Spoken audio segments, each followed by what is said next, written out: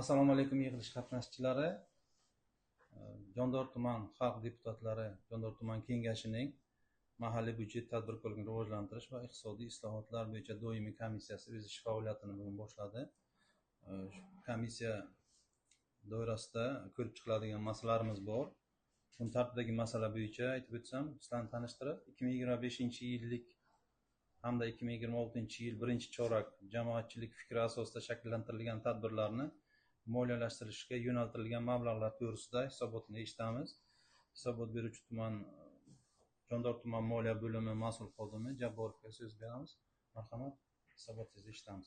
Assalomu alaykum hurmatli yig'ilish qatnashchilari. Jondor tumanida tashabbusli byudjet jarayonida 2025-yillik amalga oshirilgan ishlar hamda 2026-yil birinchi chorak ijrosi yuzasidan hisobotni aytib eshitamiz. O'zbekiston Respublikasi Oliy Majlisi Senati Kengashining 2024-yil 30-yanvardagi tashabbusli byudjet jarayonlari o'tkazish hamda moliyalashtirish tartibi to'g'risidagi nizom tasdiqlangan.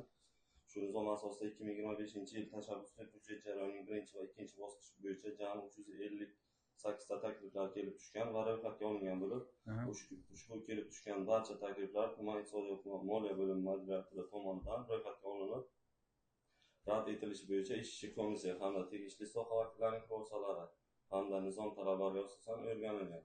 Shundan 44 ta taklif bir-birini takrorlovchi, nizom talabiga mos kelmasligi sababli rad etilgan. Hamda 314 ta takliflar esa ovoz berish jarayoniga o'tkazilib, 24 ta ijtimoiy soha ta'minlash bilan bog'liq loyihalar g'olib deb topildi. Ushbu loyihalardan 12 ta tadbir hududiy yo'llar bo'lib, 17 milliard 542 million so'm mablag'lar ajratilgan. 3 ta tadbir esa maktabgacha va maktab ta'lim bo'limiga qarashli umumiy ta'lim maktablarini ta'mirlash va moddiy texnika bazasini mustahkamlash bilan bog'liq tadbirlar bo'lib, 4,5 milliard so'm mablag'lar ajratilgan.